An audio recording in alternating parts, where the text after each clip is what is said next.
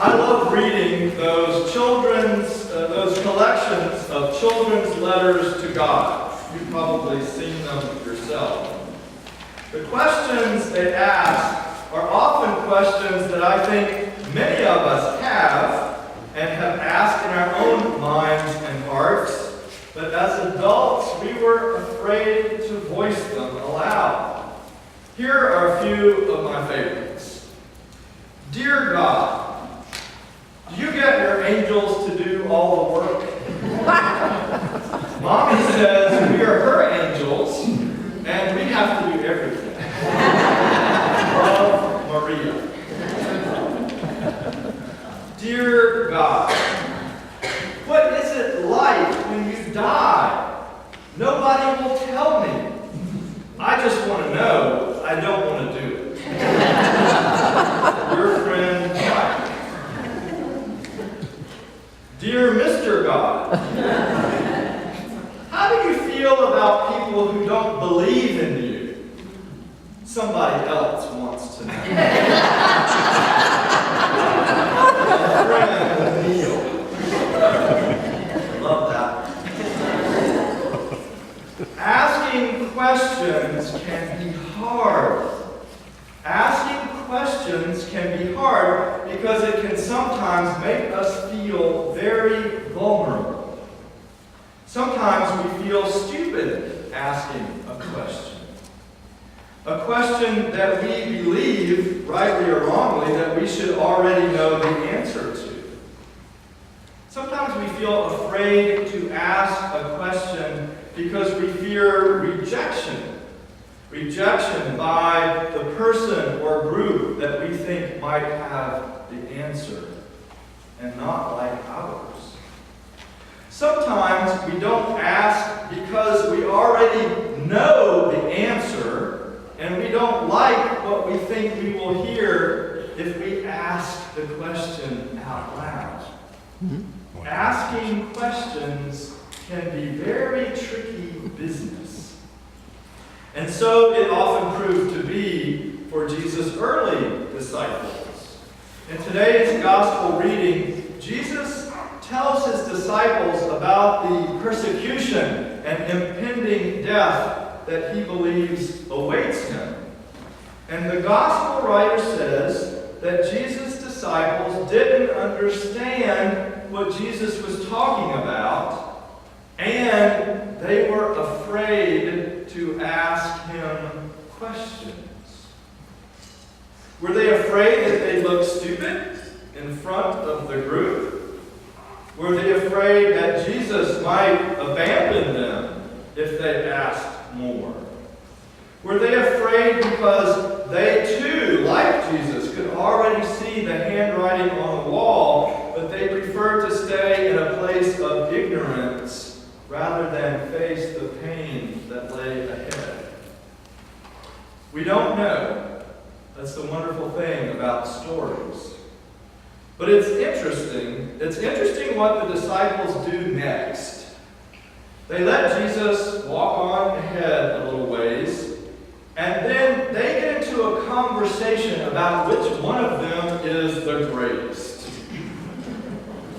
Actually, that's not really all that surprising, is it?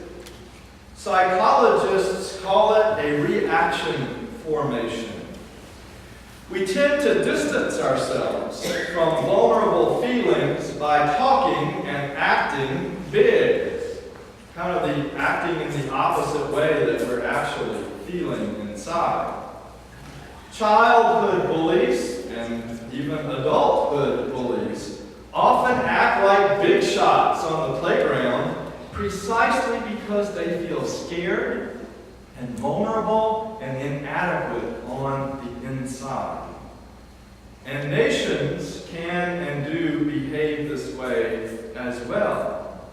It's interesting how much talk there's been over the last couple of years about so-called American exceptionalism, precisely at a time when we as a culture, I think, are feeling economically insecure within and vulnerable to terrorist attack from without. And while it's understandable that bullies react as they do, that does not excuse any of us as individuals or as nations from the hard work of self-awareness, of looking inside so that we do not take our fears out on others. But if what the disciples do is understandable, what Jesus does in response, it seems to me, is not. He does not pop open a beer and join them in their one-upsmanship or one-ups-personship. Nor does he politely ignore their bravado so as not to embarrass them. Instead, Jesus pulls a small child over from where we don't know, welcomes the child into his arms, and says to the group, "I'm welcoming God." Now, to understand just how crazy a thing that was for Jesus to say, we need to understand the place of children in that culture, in Jesus' culture, because it's radically different from the understanding of children in our own. In that time and place, childhood was not the wonderfully revered time of innocence and sheltered love that it is for most of us, thank goodness. In that culture, more children died than lived. Of those who survived to age 1, a third were dead by age 6. Children often became the first victims of disease or war or poverty, so that childhood was, for the most part, a frightening and precarious beginning to life.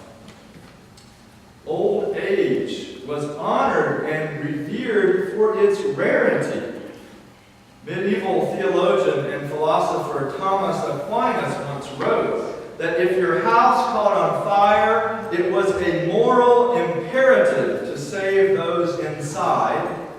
First, your father, then your mother, then your wife, and then your child, in that order. So for Jesus to embrace a child, the most vulnerable and least valued person of his culture, and to say that to welcome this most vulnerable one was to welcome God, well, he might as well have been an alien from Mars. He was telling them something that was completely counterintuitive to them in their own context. And I wonder if Jesus does not do the same in our context too. Often when we hear this story, I think we jump to the conclusion that Jesus was chastising his disciples for their bravado. The moral of that story goes that Jesus was telling us that we're not to pursue greatness, but servanthood instead. Or to put it more succinctly, to serve is the greatest of all human postures. And I don't disagree with that, if the service that is offered freely and unforced, as is sometimes the case. But I actually think there is more for us to hear here. I think Jesus saw through the bravado of the disciples. I think Jesus intuited that his words about suffering had made them feel very vulnerable. And at that moment, instead of embarrassing them, instead of chastising them or rejecting them for their bravado, Jesus models the possibility of embracing the very thing, the very one that is most vulnerable, and compares such a welcome with welcoming God.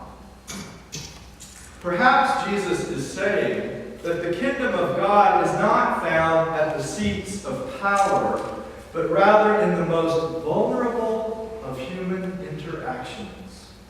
Perhaps we are closest to God when we are welcoming the most vulnerable and marginalized persons in our society and the most vulnerable and marginalized places within ourselves. After worship today, we have a chance to find out if this is true. We have a chance to practice what Jesus modeled. We have the opportunity to be vulnerable with one another in honest, open-minded, and open-hearted conversation with one another. As we share our thoughts and our feelings with one another and our experiences, it's likely that we will at some point feel vulnerable in the process. The more we notice our sense of vulnerability and welcome it and attempt to hear what it is saying to us, I think the more likely we are to hear the voice of God in our midst. And the more we can hear the vulnerability of a sister or a brother in our midst and welcome it rather than reject it, the more likely we are to hear what the Spirit is saying to this community of faith. It is not fair to invite one another to be open if we are not willing to receive what they offer without rejection. But instead, in welcoming what is vulnerable in us and in others, Jesus says it's like we are welcoming